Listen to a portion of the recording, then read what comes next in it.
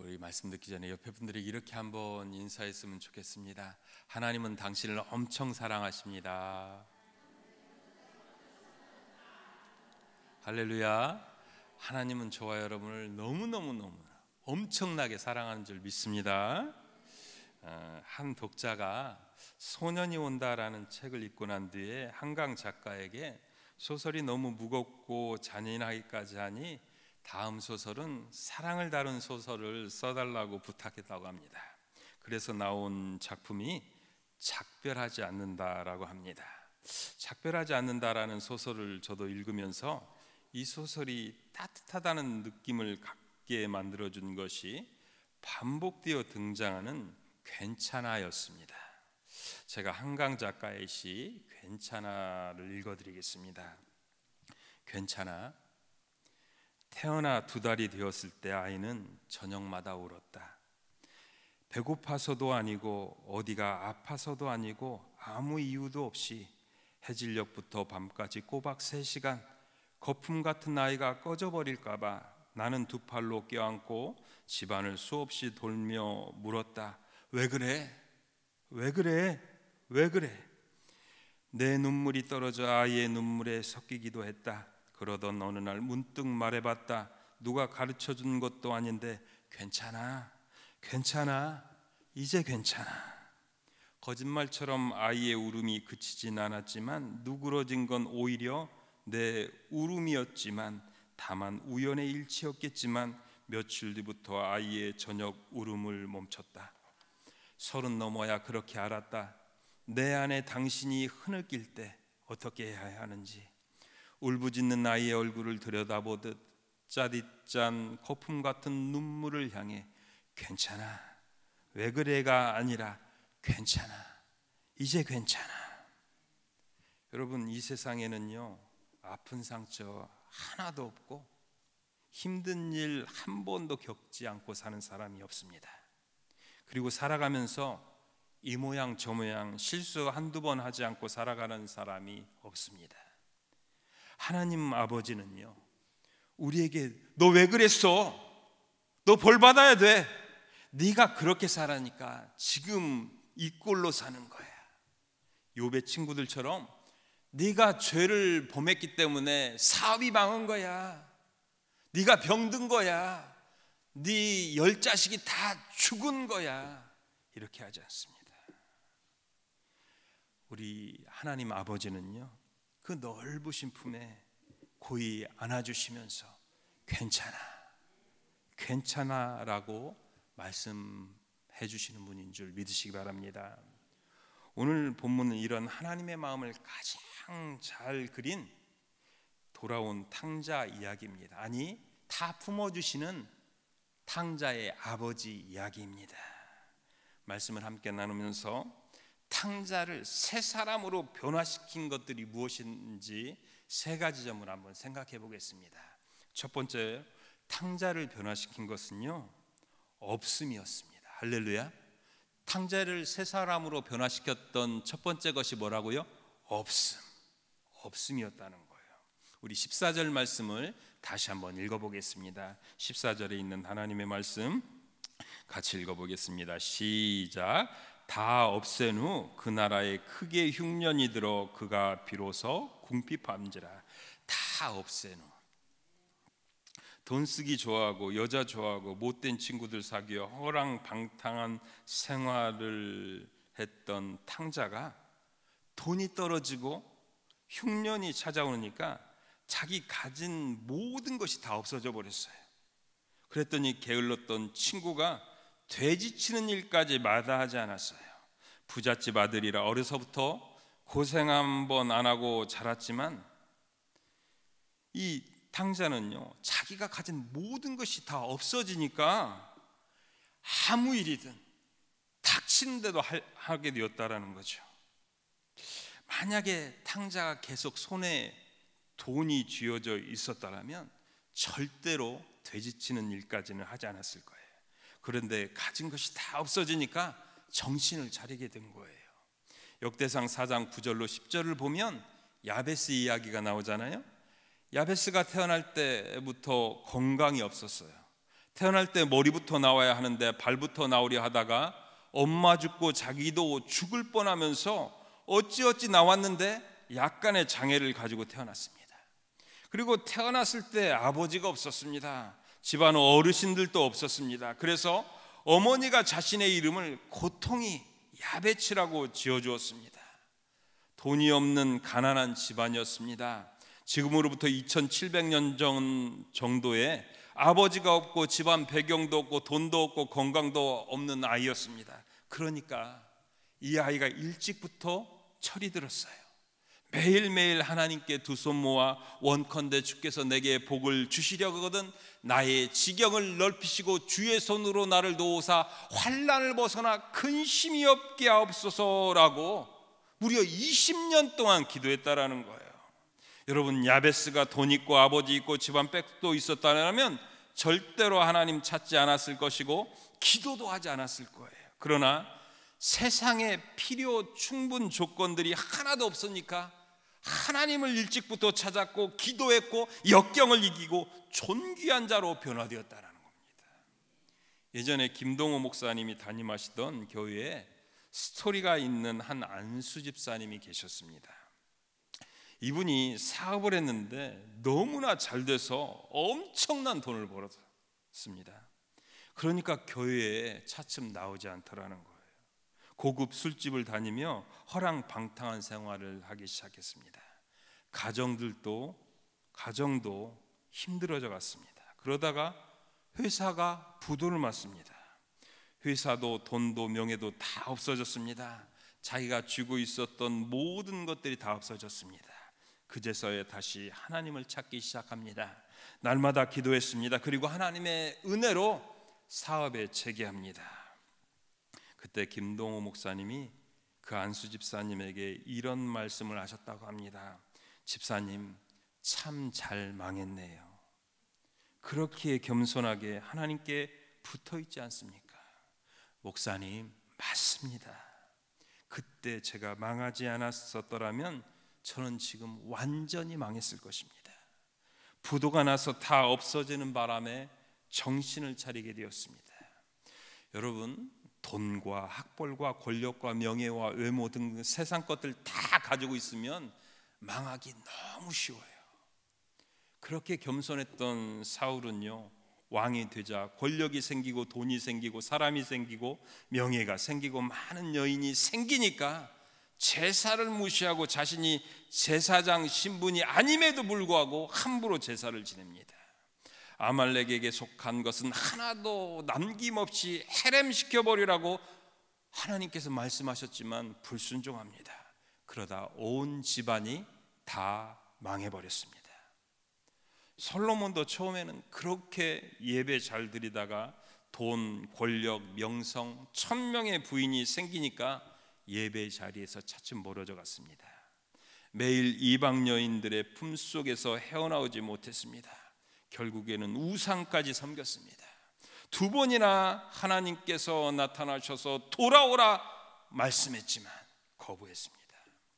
그러다가 이스라엘 나라를 두 동강 내버렸습니다. 성령으로 시작했다가 완전히 육으로 망해버린 대표적인 케이스가 되었습니다. 여러분, 돈 없고 배경도 없고 건강도 없지만 그것으로 인해 그것들 덕분에 하나님 더욱 의지하며 사는 것이 축복입니다. 배우자나 자식이 힘들게 하지만 그것으로 인해 더욱더 하나님 찾는 것, 기도의 자리를 더 찾는 것이 축복입니다. 저와 여러분은 있는 것들에만 감사하지 말고 도리어 없는 것으로 인하여 누리게 되는 축복으로 인해 감사할 수 있는 차원 높은 성도님들이 되시기를 주님의 이름으로 축원합니다. 두 번째로, 고생이 탕자를 새 사람으로 변화시켰다는 거예요. 무엇이 탕자를 변화시켰다고요? 고생. 우리 15절로 16절 말씀을 한번 읽어보겠습니다. 15절로 16절에 있는 하나님의 말씀 같이 읽습니다. 시작. 가서 그 나라 백성 중 한 사람에게 붙여 사니 그가 그를 들러 보내어 돼지를 치게 하였는데 그가 돼지 먹는 쥐업 열매로 배를 채우고자 하되 주는 자가 없느니라. 가서 그 나라 백성 중 한 사람에게 붙여 사니 그가 그를 들로 보내어 돼지를 치게 하였는데 그가 돼지 먹는 쥐염 열매로 배를 채우고자 하되 주는 자가 없는지라. 여러분, 유대인들이 가장 부정하게 여기는 동물이 뭔 줄 아십니까? 돼지예요, 돼지. 그래서 유대인들은요 절대로 돼지치는 일은 하지 않아요. 그런데 유대인이었던 탕자가 돼지치는 직장을 구했다라는 것은 정말 인생의 밑바닥이었다라는 거예요. 그런데 먹을 것이 없어 돼지 밥인 쥐염 열매를 먹으며 살았다라는 것은 정말로 상고생했다라는 거죠. 그러나 결과적으로 그러한 상고생이 탕자를 철들게 만들었다는 거예요. 그리고 지금까지 자신이 얼마나 세상 물정 모르고 살았고 아버지에게 부모님에게 불효막심했으며 못된 친구들과 사귀며 인생을 허비하고 있었는가를 철저히 깨닫게 만들어주었다는 겁니다. 여러분, 꿈쟁이 요셉을 잘 아시죠? 요셉은 처음부터 큰 인물이 될 사람이 아니었어요. 어려서 어머니가 일찍 돌아가셨기 때문에 아버지가 그를 편애했어요. 채색 옷을 입히고 고생을 전혀 모르게 키웠어요. 그러니까 형들의 잘못이나 고자질하며 갈등을 빚는 상철부지였어요. 그런데 하나님이 노예로 팔려가게 만듭니다. 보디발 장군 집에서 종살이하게 만드십니다. 총무가 되어 좀 살만하다 싶었는데 하나님이 감옥으로 보내십니다. 그러다 보니 그는 더 이상 응석바지 철부지가 아니었습니다. 그 어떠한 일을 맡겨도 훌륭하게 해낼 큰 인물로 변화되었고 자기를 죽이려는 형들까지 다 품어주는 넉넉한 그릇으로 바뀌게 되었다라는 거예요. 그리고 마침내는 애굽의 역대급 총리가 되어 애굽을 구원하고 고대 근동을 구원하는 위대한 인물이 되었다는 겁니다. 왕정 500년 동안 그렇게 하나님의 말씀에 불순종했던 이스라엘 백성들도 마찬가지였어요. 에스겔 24장 3절로 5절과 10절로 12절을 찾아서 같이 한번 읽어봤으면 좋겠습니다. 구약 1187면에 있습니다. 에스겔서 24장 3절로 5절과 10절로 11절입니다. 구약 1187면에 있습니다.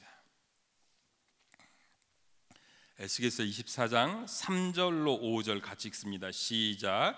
너는 이 반역하는 족속에게 비유를 베풀어 이르기를 주 여호와께서 이같이 말씀하시기를 가마 하나를 건 후에 물을 붓고 양떼에서 한 마리를 골라 각을 뜨고 그 넓적 다리와 어깨 고기의 모든 좋은 덩이를 그 가운데에 모아 넣으며 고른 뼈를 가득히 담고 그 뼈를 위하여 가마 밑에 나무를 쌓아 놓고 잘 삶되 가마솥에 뼈가 무르도록 삶을지어다. 10절로 11절 말씀입니다. 시작. 나무를 많이 쌓고 불을 피워 그 고기를 삶아 녹이고 국물을 졸이고 그 뼈를 태우고 가마가 빈 후에는 숯불 위에 놓아 뜨겁게 하며 그 가마에 놋을 달구어 그 속에 더러운 것을 녹게 하며 녹이 소멸되게 하라. 녹이 소멸되게 하라. 오늘날 하나님께서요 에스겔 선지자에게 나타나 양 한 마리를 잡아 녹슨 가마에 넣고 불로 뼈가 무르도록 삶으라고 명하십니다. 대개 고기가 익을 정도로 삶으면 되지 뼈가 무르도록 삶으라는 것은 양 한 마리를 완전히 졸여버리라는 거예요. 그러면 양 고기가 가마솥 표면에 녹아 붙어버립니다. 물러 터질 대로 터진 양고기가 가마솥에 달라붙어 기존에 있었던 녹들과 하나가 됩니다. 그리고 난 다음에 그 가마솥을 뒤집어 녹이 다 없어질 때까지 불로 달구도록 하셨습니다. 이 예시는요, 이 예표는요, 뼛속까지 죄로 물들어 있었던 이스라엘 백성들의 죄악의 때들을요 하나님께서 바벨론 포로 생활을 통해 완전히 제거해 버리겠다라는 겁니다. 그 결과 유대인들은 바벨론 70년의 고난, 정말 상고생을 통하여 우상을 버리고 하나님께로 돌아옵니다. 회당을 짓고 탈무드와 미드라시를 써가며 철저히 하나님의 말씀을 연구하고 해석하고 적용하며 살았습니다. 그래서 결론적으로 이스라엘 백성들은요, 제국에서 가장 거룩하고 세계에서 가장 뛰어난 민족으로 거듭났다는 겁니다. 이런 이야기가 있습니다.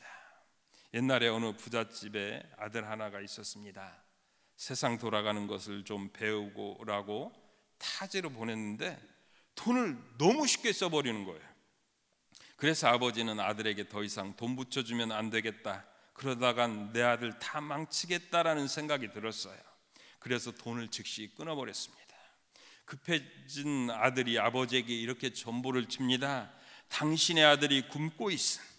그랬더니 아버지가 이렇게 답신합니다. 굶어 죽어라 애비가. 아버지가 뭐라고 답신했다고요? 굶어 죽어라 애비가. 그때부터 아들은요, 이를 악물고 온갖 고생을 마다하지 않고 돈을 벌기 시작합니다. 그리고 20여 년 동안 아버지와 연을 끊고 지내며 큰 성공을 합니다. 그제서야 아버지의 뜻을 깨닫고 고향으로 아버지를 찾아가지만 아버지가 1년 전에 돌아가셨어요. 그리고 아버지가 자신에게 남긴 편지를 읽기 시작합니다. 아들아, 내가 하루도 너를 생각하지 않은 때가 없었다. 네가 정신을 차리고 잘 살기를 바라서 그런 답장을 보낸 것이다. 그런데 네가 나를 안 찾아오는 것을 보니 잘 살고 있는 것 같아 도리어 다행이다. 하루도 너를 위해 눈물 흘리지 않은 적이 없었다. 하루도 너를 위해 눈물 흘리지 않은 적이 없었다. 방현철 씨가 지은 부자들의 자녀 교육이라는 참 보배로운 책이 있어요. 이 책에 세계 명문가들의 자녀 교육이 소개되어 있는데 동원그룹 회장 김재철 씨의 자녀 교육도 소개되어 있었어요. 그는 두 아들이 대학을 졸업하자마자 큰아들 김남구 씨를 남태평양과 베링해로 보내어 하루 16시간씩 참치잡이를 시켰다고 합니다. 그리고 둘째 아들 김남정은 창원 참치 통조림 공장에서 생산직 근로자로 영업직으로 심지어 참치 배달 일까지 다 시켰다는 거예요. 그러면서 이런 유명한 말을 했습니다. 세상에서 부모가 자녀에게 주기 싫지만 반드시 줘야 하는 게 고생이다. 세상에서 부모가 자녀에게 주기 싫지만 반드시 줘야 되는 것이 고생이다. 우리 하나님의 아버지의 마음도 이러한 마음일 것입니다. 여러분, 자녀들을 망치고 싶습니까? 자녀들이 해달라는 거 다 해주시기 바랍니다. 그러면 뻥 뚫린 골치를 뚫고 나온 나비처럼 날지 못하고 이 세상 힘든 생존 경쟁에서 살아남지 못하고 망할 거예요. 여러분, 자녀에게 주기 싫지만 반드시 고생이라는 선물을 하시기 바랍니다. 그러면 반드시 하나님을 의지하면서 힘든 세상에서 성공하게 될 줄 믿습니다. 마지막 세 번째로요, 사랑이 탕자를 변화시켰다는 거예요. 할렐루야. 세 번째로 무엇이 탕자를 새 사람으로 변화시켰다고요? 사랑. 20절에 있는 말씀을 한번 다시 읽어보겠습니다. 20절에 있는 하나님의 말씀 같이 읽습니다. 시작. 이에 일어나서 아버지께로 돌아가니라. 아직도 거리가 먼데 아버지가 그를 보고 측은히 여겨 달려가 목을 안고 입을 맞추니. 이에 일어나 아버지께로 돌아가니라. 아직도 거리가 먼데 아버지가 그를 보고 측은히 여겨 달려가. 방금 읽은 구절에서 탕자의 아버지가 거리가 아주 먼데도 달려갔다라고 기록하고 있는데, 달려가다라는 말을 헬라어로 드라몬이라고 하는데 그 의미는 육상 선수가 목표를 향하여 쏜살같이 전력을 다해 뛰어가다라는 뜻이라고 합니다. 그리고 탕자를 측은히 여겼다라고 하는데 이 헬라어로 에스플랑크니스데라고 하는데요, 애간장이 녹았다라는 의미를 지니고 있다고 합니다. 공자는 측은히 여기는 마음, 측은지심을요 이인이라고, 즉 사랑이라고 정의했어요. 애간장이 타서 녹는 심정을 가지고 그 어떠한 허물도 다 받아주는 마음이 사랑이라는 거예요. 그리고 어버이 친자라는 한자어를 알고 계실 줄 믿습니다. 나무목 위에 서다, 설립자가 있고 그 옆에 볼견자로 되어 있어요. 다시 말해 어버이라는 존재는요, 집 나간 자식이, 허물 많은 자식이 언제나 돌아오든지 나무같이 높은 곳에 올라가 날마다 내려다보며 기다리는 존재라는 거예요. 탕자 아버지는요, 아들이 집 나간 뒤에 날마다 마을 언덕에 올라가 탕자가 돌아오기만을 애타는 심정으로 간장이 다 녹아지는 그 심정으로 기다리고 있었다는 거예요. 그래서 거리가 아주 먼데도 거짓골로 하고 오는데도 자기 아들임을요 단번에 알아봤다는 거죠. 그리고 전력을 다해서 달려갔다라는 거죠, 그 아들을 향해서. 그러면서 이 아버지가 탕자를 어떻게 사랑해 줍니까?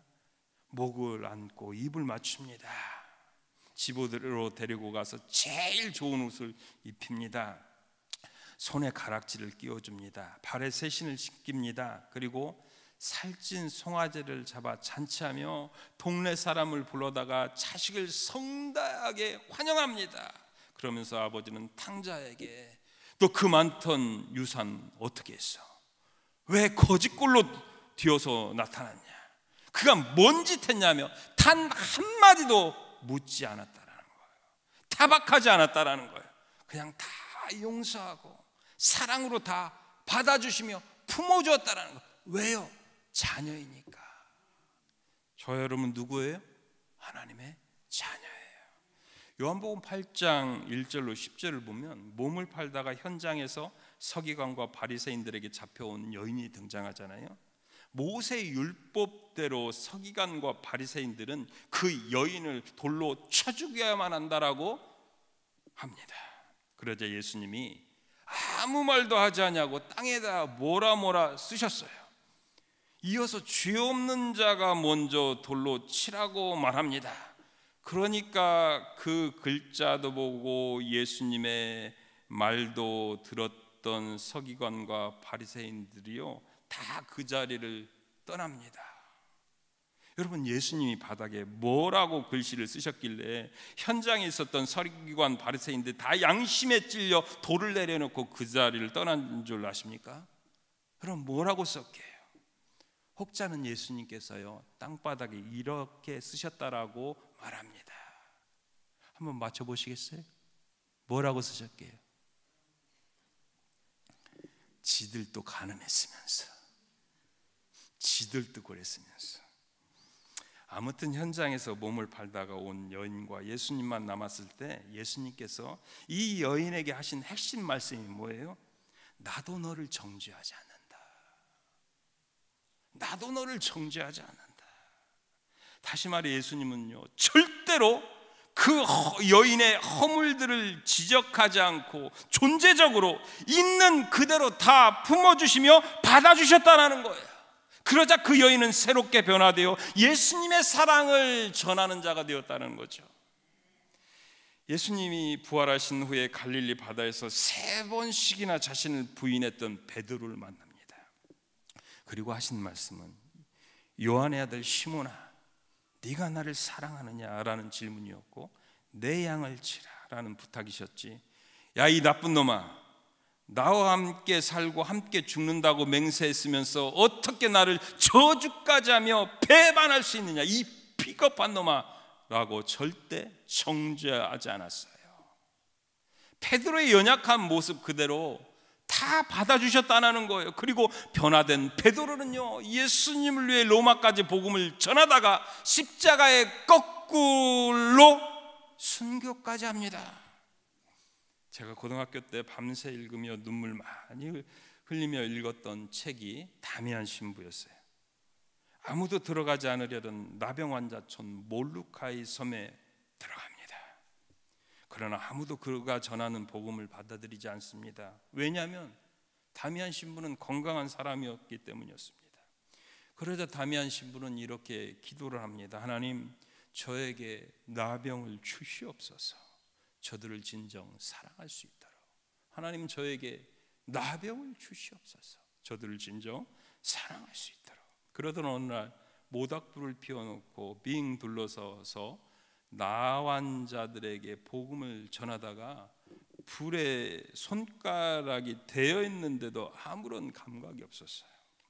그러자 그 자리에서 기뻐하며 나환자들에게 축하해달라고 말합니다. 저도 여러분과 같이 나환자가 되었습니다. 저도 나환자입니다. 그러한 다미안 신부의 열정과 사랑 덕에 몰루카이 섬에 격리되었던 나환자들이 모두 다 예수님을 믿고 새롭게 변화되었다라는 거예요. 사도 바울은 고린도 교회 성도들에게 사랑을 이와 같이 정의를 합니다. 사랑은 오래 참고, 좀 오래 참으십시오. 사랑은 온유하며 시기하지 아니하며, 사랑은 자랑하지 아니하며, 교만하지 아니하며, 무례히 행하지, 누구에게도 무례히 행하지 마시기 바랍니다. 자기 유익을 구하지 아니하며, 성내지 아니하며, 악한 것을 생각하지 아니하며, 불의를 기뻐하지 아니하며, 진리와 함께 기뻐하고, 모든 것을 어떻게 해요? 참으며, 모든 것을 뭐요? 믿으며. 여러분, 자녀들 좀 믿어주세요. 모든 것을 바라며, 모든 것을 뭐예요? 견디느니라. 저와 여러분도 사랑으로 자녀를 변화시키고, 배우자를 변화시키고, 이웃을 변화시키는 분들이 다 되시기를 주님의 이름으로 축원합니다. 기도하시겠습니다.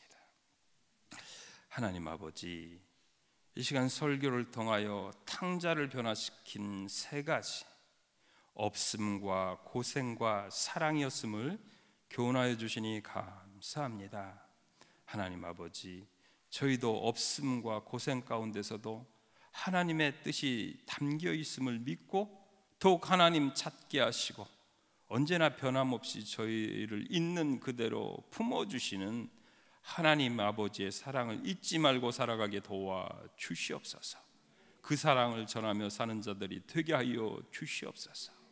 예수님의 이름으로 기도드렸사옵나이다. 아멘.